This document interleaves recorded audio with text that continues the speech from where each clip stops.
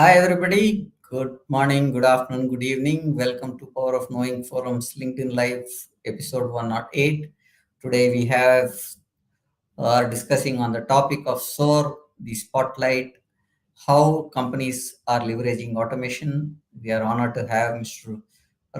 Baliga, Cybersecurity Manager at Palo Alto, a cybersecurity evangelist, CCISP, a community speaker, and a visiting faculty at the universities in Singapore and in India. So, without further ado, let's have Prashant Baliga on to the dais. Hi, Hi. hi, Prashant. Hi, Prem. Thank you so much Hi, for having me. welcome to our podcast, sir. My How are pleasure. you today? All good. How are you guys? Yeah, good. Without further ado, let's jump into the topic. Thank you for joining us, Prasis. Can No you problem. provide a brief overview of SOAR and explain how it's important for the current cybersecurity Sure. landscape? So SOAR is basically called Security Orchestration, Automation, and Response. So as you guys might be hearing a lot about cyber attacks happening day in and day out, right? So Yeah. there's an increasing number of cyber attacks happening on organizations. But what is happening is there are not many people who can handle or manage those incidents. As a Mm-hmm. result, there is a definite need of automation in this aspect. So in that aspect, what has happened is there's a technology which was built where a tool which goes and connects to various IT softwares and other security tools as well, and automatically where you can plug in some sort of playbooks to go and remediate those security incidents in a automated fashion. So that's how the SOAR was born. It was Okay. basically born to built to make sure that the incidents are handled in an automated fashion rather than depending on the cybersecurity analyst every now and then to remediate it. Okay. So you're saying that SOAR is predominantly looking security automation, right? Yes, Yeah. yes. Okay. So, what are the latest trends in SOAR adoption among top companies? Are there any specific industries leading the way Yeah. to this pursuit? Sure. So basically, SOAR was initially started with like a focus towards like financial or what do you say, like all those healthcare kind of a thing. Initially started with few organizations adopting it, banking sector, but now it has been adopted across all the industries, be it service providers, be it your manufacturing sectors, be it in terms of your finance, banking, every sector, you name it, they have it. And I Okay. work day in and day out with all these organizations, and I have seen how they have started rather than going automating it using the Python to going in terms of a framework like a soft platform. So it has evolved. Now, if you're asking about the latest trends, of course, the latest trend being the integration with the AI tools, the Gen AI tools, right? That's another Mhm. upgrade which is happening. But predominantly, SOAR comes with the inbuilt machine learning, what do you say, frameworks or models which will assist the analyst in automating their security incidents and auto remediations. When you say SOAR, is there a proprietary thing or it is an industry framework So which you SOAR, so SOAR is a framework, I would say. okay? SOAR is like it's a technology. Okay. Upon Okay. that, there are of course the various vendors. One of the vendors is Palo Alto Networks, who have got a tool called XOR. You have Splunk, who have got a tool called Phantom. Similarly, there are a lot of other vendors as well. Like Fortinet has got FortiSOAR. So it Okay. is it's just a technology, but of course each vendor builds their own SOAR, and of Yeah. course then it So, becomes and with that, I think you are saying is that there is a guideline which SOAR has to follow for as a framework to build upon. Is not a that the way? guideline. It's more like it's a technology, right? Like I said, Okay. it is an integration mechanism where it goes Mm. and integrates with all the other tools. So of course each vendor develops it in a different way. They can use different what do you say platforms, like they can have a different tech stack, but at the end of Mm. the day the underlying concept the same is go and integrate with other tools, and Mm. whenever there's a security incident have the auto remediation technology kick in. So that is Okay. how the idea works behind the software. Okay. Any implementation benefits by implementing SOAR? Can you share some success stories or a case study Sure. around the SOAR implementation? What you worked So, on and stuff like that? surely. So, Yeah. right now, let's imagine that you don't have a SOC and it's a Okay. regular day in the cybersecurity business. What Mm. happens is a cybersecurity manager or a SOC manager or an analyst has to deal with hundreds of tools generating Mhm. all these hundreds of tools will be generating hundreds of incidents. So that is something which is so exponentially increasing. It's humanly not possible to basically go and handle those incidents or look into it. And out of which, what happens is, even if you lose out on some incidents, it might end up being a breach. So as a result, now with SOAR, what can happen is, with this sort of increasing complexity among the tools and a lot of different architectures, it can come as a savior where it will act like a centralized piece which will go and speak to all these other tools, and definitely will reduce a lot of human effort in handling so many incidents, which is going to cause a lot of stress and fatigue in managing your cybersecurity incidents. That is one thing. Whereas the other challenge, where if you'd ask me to implement SOAR, what is the challenges? SOAR again comes with its own challenges. When there's a pros, there's cons as well. When I say the cons of SOAR is, you need to have the automation mindset. You need to know a bit of scripting. For those who don't know scripting, it might be slightly tougher to pick it up, because it's not very straightforward where you just go and plug in and everything is going to get automated. You need to know how to automate it as well. It is just another tool, but at the end of the day, it's your logic, it's your idea. So you need to have that sort of a logical automation mindset to basically go and remediate these incidents using the SOAR tool. So skill gap is something which we are definitely facing, and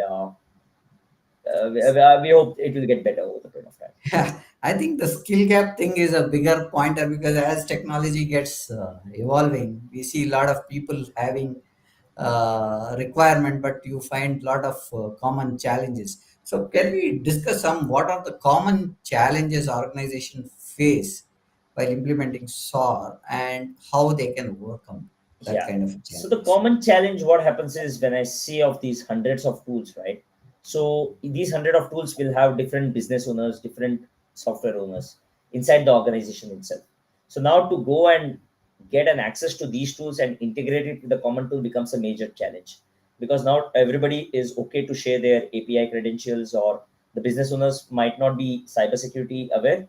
So they would be very cautious of it, what tool they are integrating themselves with, right?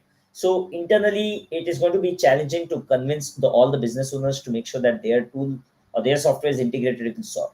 So that becomes the major challenge here. And another challenge is, of course, the changing dynamic in the technology, right? Just like how SOAR is getting evolved, there are hundreds of other tools as well which you have integrated, which keeps getting updated. So what happens is, it's very tough to keep track of all these changes, and that becomes a very humongous task to keep note of it. So that is, I would say, these are the two major challenges which a SOAR engineer has to look into. Okay. Uh, how do top companies ensure seamless integration of SOAR with their existing cybersecurity infrastructure? Because the bigger challenge that happens when we do implementation, whether it is a cybersecurity, first of all, cybersecurity is a big task for the organization to adopt as an implementation. On top of it, if you are bringing up automation, how is that it is going to Yeah. integrate? That one pointer that I would like to understand, because you are from Palo Alto and you see customers on the integration front, and what are the kind of challenges Yeah. and how they integrate is what we want to understand. So the first challenge what we see is the mindset challenge, right? Because as Okay. it's, cybersecurity incidents are very crucial. So there Mhm. are customers, or there are folks who still believe that automation will not solve their problem. They are Okay. very cautious that what if something goes wrong in the automation script or some sort of a playbook, if something goes wrong, they are held accountable for it. So they are very kind of like hesitation. There's still a lot of hesitation in adopting the automation, which is changing, of course. But this is one of the major thing which we're seeing, is the mindset change which needs to be done when it comes to automation. And second thing for this, what we are doing is, we are not directly going and integrating your tools with the SOAR tool. Rather, what we are going to do is first do this sort of a dev prod setup, where you have a development instance. You do a lot of unit testing there. You make sure that there's a lot of testing and a lot of edge cases being handled. And once the SOC manager or your analyst is comfortable and has done a thorough testing of it, that's when we move to the production environment, because you can't directly go and test your playbooks or your automation script on your production. Rather, the best practice is to test it on your dev environment. And once the testing is complete, once you make sure that, okay, it's almost perfect, almost good to the level of how we handle the incidents manually, that's when we move to the production environment. So a series of these sort of initiatives will make sure that these challenges are overcome. So I would say these are the top two. One is the mindset change. Second thing is testing it in the development environment, a thorough testing, and then moving it to the production. Okay. So you say you see a mindset is what you're talking about when we look at cybersecurity implementation. Again, adding SOAR to it. What kind of resistance with this mindset? They say this will not help, kind of a thing, or they readily say it is not worth for us to have a SOAR implementation. It is Just both. just a curious point. Yeah, it is both, because what Okay. happens is people come with their a mindset which is something an old school mindset, maybe at times saying that okay, Okay. these new technologies can keep coming, but we need not go and adopt to these kind of changes, right? But rather Hmm. they are comfortable with the way they are doing it in the past few years. So Okay. changing from that to something to a tool is something they're not comfortable with. Second thing is, I think there's always a sort of a risk involved that at times your scripts might break as well. And there have been instances, even though after thorough Hmm. testing, there have been instances where things have not gone in the right way, right?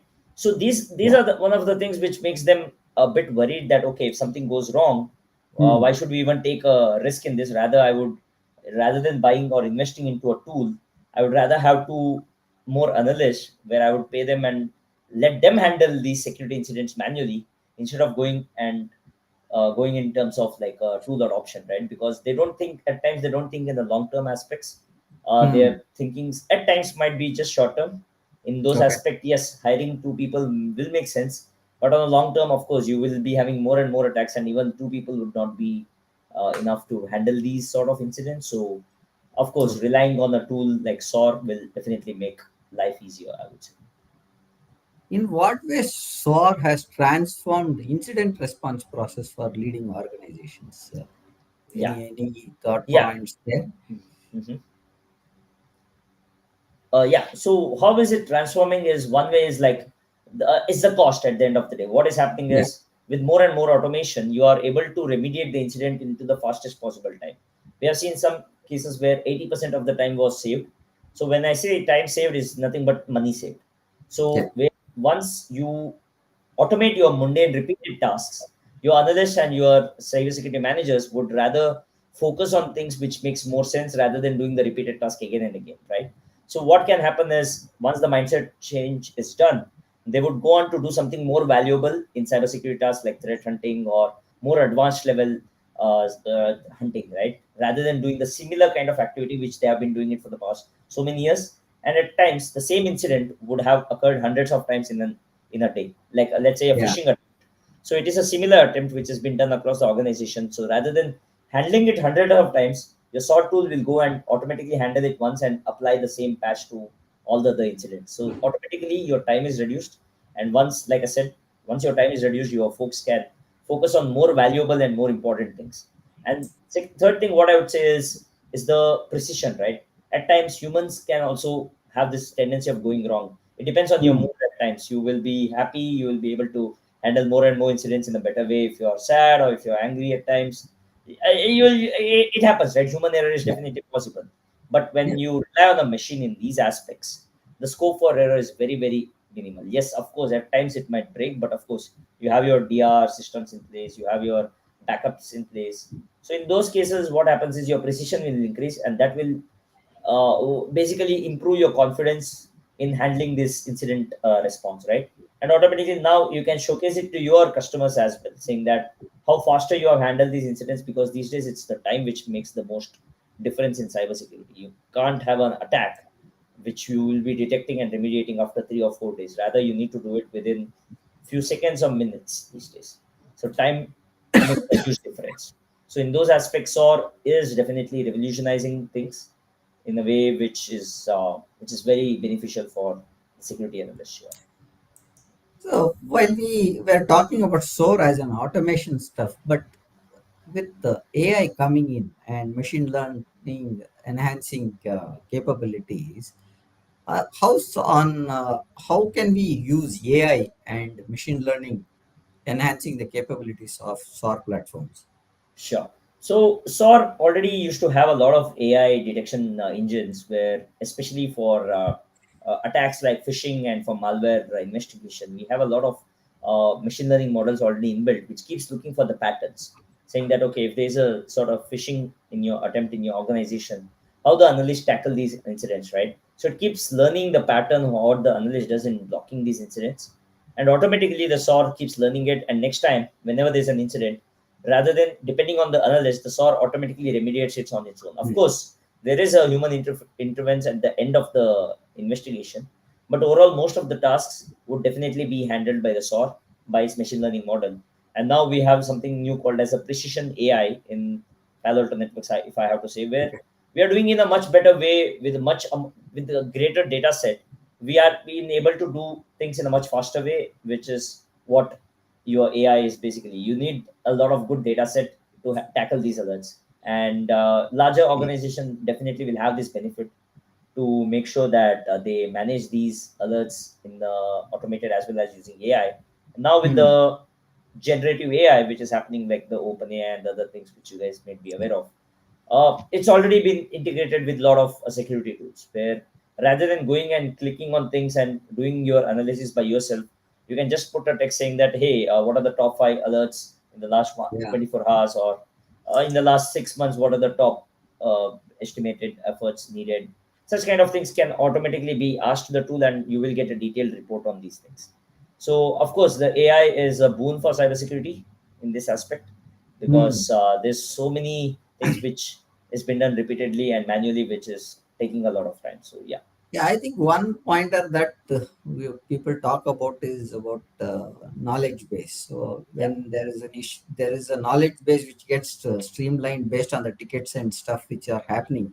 AI and machine learning will definitely help us getting more of the data on its own, saying that these are the predictable events, these are the predictable pointers based on the current issues that we have, and that has been recorded.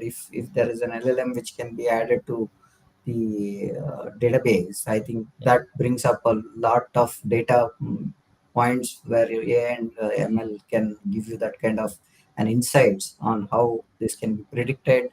I think prevented also, right? yeah, yeah, yeah, yeah. So moving on to the next, how? So just to add on, even Yeah, yeah, these days, your generative AI, especially in cybersecurity companies, what they've done is they've integrated with their documentation as well, yeah. because the cybersecurity tools are complex. We need to agree on that. It's not very straightforward. Yeah. So getting that knowledge will take time. So the best thing what has happened is now with the generative AI and with your LLM models, what can happen is as your documentation is connected to these models, so Hmm. getting the answers in a very systematic and a faster way is also beneficial in this aspect. When Yeah. the analyst, or else the analyst had to raise a support ticket and wait for the vendors to come and respond to them, which would have taken a lot of time. Now the analysts themselves can go and question the LLM, and they will get a faster response, and they can immediately go and get started. So that's another way it can be very beneficial here. Yeah, agreed on that. So, how do we measure kind of an ROI on organizations investing with SOAR and the deployment solutions? Could Yeah. there be a ROI uh, map to the implementation of SOAR? Yes, of course. So the direct ROI, I would say, is your the time saved, right? Like I said, Hmm. the response time. By what percentage we have saved the response time. So what we do when we implement the SOAR technology is first we ask the customer or the analyst saying that, hey, if there's an alert, let's say a phishing alert, how long do you take to remediate this incident? We Okay. manually keep track of that time. We keep a note of it, and then once we develop the automated playbooks, and once we start utilizing these playbooks more and more often and keep getting better, after a few months we go and check how much time this playbook is taking, considerable to your effort invested in the manual incident remediation, right? And of course we have seen up to 80 to 90% reduction in the time. So of course that basically you can multiply with the amount of incidents coming. So basically Hmm. it will free up so much of time, which is basically cost savings at the end of the day, right? So that is the direct ROI. Second ROI is the what do you say is the quality of incident handling, right? The thing Hmm. is, like, what sort of incidents you have handled, and the categorization as well, as that matters as well. The more and more playbooks you develop in basically on different categories, is going to showcase that how fast your analysts are picking up in the automation as well, because that's also a change. I would say as another ROI is change in the mindset as well. So these are the major factors which I would say is definitely cost savings and time saving. Now, when we look at SOAR as an automation, how are we starting the kind of with the existing landscape of cybersecurity? How do we say that SOAR would help you in gaining much insights from a monitoring standpoint? Yeah, Is there anything that we can look at that? sure. Sure. So these days, there's a famous buzzword going on, which is very well valid for all the good reasons. It's called platformization. So what is Yeah. happening is there's a lot of tools. So the Mm. cybersecurity business is very fragmented. So there's hundreds and thousands of tools available in the market, and now if the customer has to have his entire security team set up, he has to at least have 50 to 100 tools at times, which becomes very complex to go and monitor all these tools at one single pane of glass. In this aspect, Mm. what happens is it's always better to have a centralized management, and SOAR can definitely act as that pivotal role here, where it can go and integrate with all these tools, and you'll have one centralized element where you can Mm. monitor and control all these other tools, right? So this is where I would say the architecture of SOAR becomes very important, and Mm. as and when you have more and more incidents, also more and more tools integrated, so your visibility will automatically increase utilizing SOAR, which would not have been possible previously because each vendor doesn't talk to each other. So now with SOAR, with the API access, it can easily go and speak to all the other tools which is available in the market. And this is applicable for all the vendors, be it Palo Alto, Splunk, or Fortinet, or any other tool, right? They have developed tons of integrations which will Mm. seamlessly go and interact with the other tools in your environment or in your enterprise. So this is one way of making sure that you gain a visibility in your entire security tools at one single pane of glass. Persist, I have one question from Sridhar Kamath. I'm bringing it on top on the Sure. screen. How do we address the below challenges?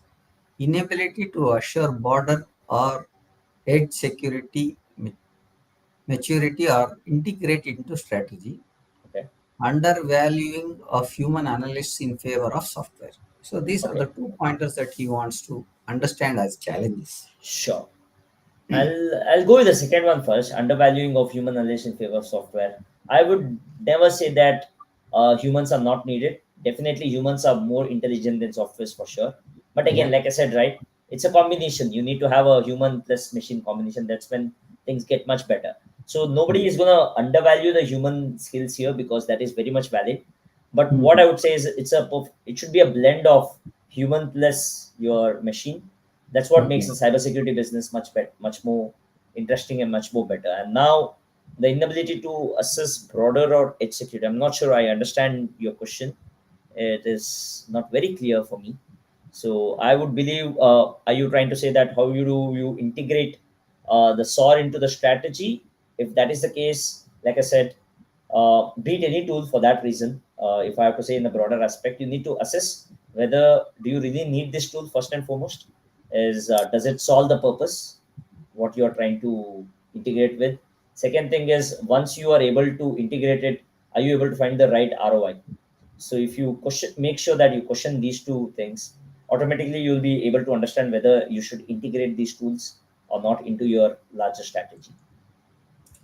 Sridhar, if you are listening to us and would like to join us, click on the link there and you can join us. I'll allow you. We can have an interaction directly with Persist and we can take it up. I've just popped up the link there. Join us if you have further questions there. We'll move on as we speak. How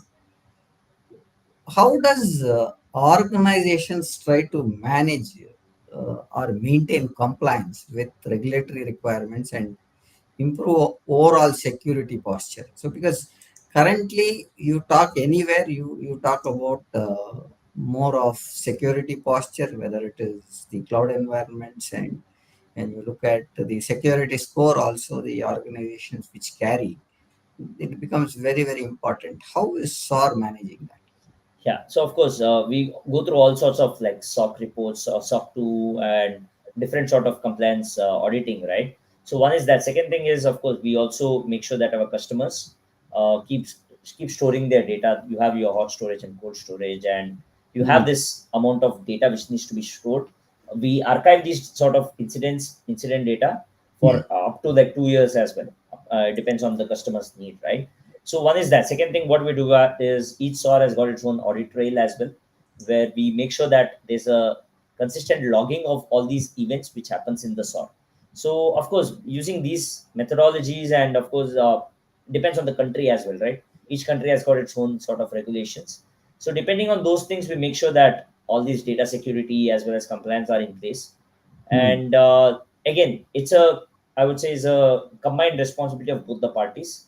We would do auditing from our end and make sure that we are compliant. But at the same time, it's up to the customer as well, who has Okay. to make sure that they store their data. They make sure that they comply with the regulations in this aspect. Okay.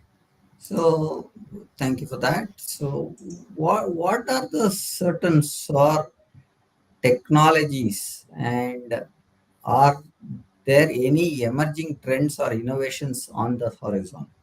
Yeah. So one is, of course, like I said, the integration of AI, right? The Gen AI is Mm. being a huge boom. Along with that, I would say an integration with the threat intel management, because that is something which is very important, is having the right amount of feeds coming into your SOAR platform.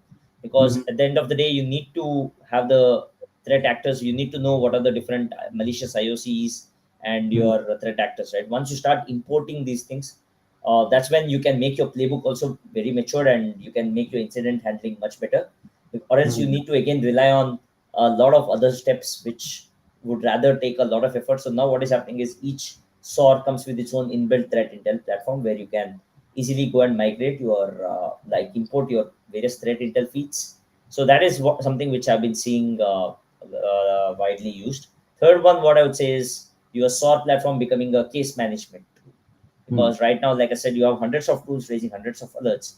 Rather than going on to each tool and finding the alerts, SOAR is also acting like a case management. You can have all like the alerts integrated into SOAR, and you can have it in one single platform. So these are the ones which I would say is emerging right now and is being utilized by a lot of customers. Okay, great insights there. Uh, from a CEO perspective or a organization perspective, what strategies, advantages of leveraging SOAR in today's competitive market? Yeah. So one thing what can happen is your operational efficiency, right? Mm. Especially when it comes to your reporting. Earlier they used to rely on their manual reports done by the SOC managers. Now with SOAR, automatically there will be a regular reports being done and will be sent without even manual intervention, because the SOAR platform itself is an automation platform. So it creates you some very valuable reports with all the necessary metrics, which can automatically be sent to the CISO, and Mm. then which will be sent to the CEO as well. So of course, these reports can be shared with your board of directors, saying that how well they are been managing these incidents, rather than relying on a human in this aspect. Automatically, the machine does it for you. And second thing is, of course, the competitive edge, right? Like, uh, let's say you have a competitor who are doing things manually, and you yourself are very advanced with your automation capabilities. Of course, that gives you a competitive edge in the market as well. So I would say these are the two things which the executive level would definitely look for. Okay. What? How does the implementation of SOAR impact roles and responsibility of cybersecurity professionals within an organization? So what will happen is, like I said, now with the SORT capabilities and with the AI capabilities, they are empowered to do things in a much faster way. And not just the faster way, now they will be able to do things which Hmm. is way more valuable, rather than relying on something which is they have been doing it for years. Now they would be able to do things which even machine would not be able to possibly do, but rather a human brain is supposed to do. So they would be able to work more on all these sort of handling APTs, advanced persistent threats, or your advanced level of investigations, right? Which you can't completely rely on the machine. So this is one thing where I would say is gonna enable and empower the analyst in a much better way, for sure. Okay. Uh, what skills and expertise should company look for while building the team managing or optimizing SOAR systems? Sure. So I myself manage a SOAR team, and I can definitely recommend you some things. One of Okay. the thing is having a automation mindset, right? So if they are a coder in Python, it's definitely a great add-on. But more than anything, the knowledge of working in a SOC, in your security operations center, is a huge thing, because at the end of the day, if you don't know where your tool is getting implemented or where your objective is served, so you wouldn't be able to be sustaining in a SOAR kind of role. So what I would look for is someone who has worked as an architect or as a Hmm. cybersecurity analyst in a SOC, or a Python developer, because they can develop more and more playbooks. These are the two. But the most important one I would say is the someone who comes with the solid foundation of cybersecurity, because at the end of the day, it's not just an automation tool; it's an automation tool for cybersecurity. Right. So with your relevant basic foundation, you will be able to automate things in a much better way. Or else you always need to rely on somebody else to keep telling you that okay, you need to automate this. But if you yourself are aware of your end-to-end systems and your end-to-end architecture, you would be able to do it in a much better and a much faster way. So these are the top three skills I would look for when hiring someone in my team. Now, with the skills that you mentioned, how good are the cybersecurity specialists that are there making a path towards SOAR as a technology? Because, as you said, there are a lot of tools that are there and varied tools that have come up, and it is bits and pieces there and here with lot of security tools coming in. Yeah, One is for incident management, one can be for knowledge management. There are a lot of tools. I think it is there. yeah, yeah. How do you think they can prioritize when looking at SOAR, or it is a framework that is there and this one where with existing skills they can work on enhancing themselves? How do you look at it? See, of course, there's like I said, right? This is just like another tool. Hmm. There's nothing. It's not a no-brainer that you can't pick it up or something. But all I would say is like definitely go through the courses, and more than the Hmm. courses, start your hands-on, because these tools are readily available for free. Also, you can download, you can get started, you can start integrating it with the tools which you already have, and once you get it, you start working on it. That's the best way of learning. Second thing to do is, of course, going through the regular courses which is available in all the platforms of each vendor. That would be the Hmm. second thing. And the third one is something where you can reach out to the experts and say that how do they get started, right? Because not everything is covered in the courses or by just trying it out. Sometimes you need to seek out some expert advice from others as well who have already been doing this. So I would say inculcating these sort of combined approaches will make you a better SOAR engineer. But like I said, you need not worry about picking it up, because once you have a solid cybersecurity foundation, it, it should be very easier to pick up all these things, because it's just another tool. It's another tool out of other 100 tools. So you shouldn't worry much about the tool, but rather focus on the underlying foundation behind it. Now, with this SOAR being a new way of looking at cybersecurity automation, what advice would you give to organizations that consider adopting SOAR for the first time? And are there any pitfalls which they should be aware of? And what could be the planning that they have to look at? Yeah. So first thing I would recommend all the organization is never go with the mindset that you're gonna automate it 100%. It's not possible. You should Hmm. always need a human element into this, because without human element you're not gonna make it perfect, right? And even if you automate certain things, it's an evolution. The threats are getting advanced, so you need someone to keep making your automation scripts and your playbooks better as well. So I would say rather than saying that you're gonna go with a 100% approach, I would say go with the 70-30 approach, or at least 80-20 approach, where you go with a 80% automation and 20% manual effort. That makes it a better blend to manage these sort of incidents. And major pitfalls to avoid is directly integrating your tools with your production environment. Never do that. Hmm. Go with the dev prod setup. Make sure that you test your tools thoroughly, because it's gonna work very weirdly and you might miss on a lot of alerts and incidents, which might eventually lead to a breach. So it's going to be counterproductive if you don't test your tool before implementing it. So I'd say these are the few things which you should definitely consider before integrating SOAR, because it's a very advanced tool, and also and can end up becoming a dangerous tool if not handled in the right way. So to add to that question, is there anything as a beginner who I start on cybersecurity? Should I take any foundation and stuff like that and then get into SOAR, or SOAR can be a main platform and then I grow on it? It can How be is both. It can be both. I've seen it? people who have never in cybersecurity but have taken SOAR as their foundation and later moved into cybersecurity. Okay. Also, the other side as well. But it totally depends on one's interest. But I would say my recommendation would be is have a basics of cybersecurity and then move into SOAR, or else you would not be able to understand where your work is actually getting reflected. So you would just be focusing on your specific playbook. So to get a broader and a higher level picture, you should better get some sort of a basics first and then move on to the SOAR. So that would be a better strategy here.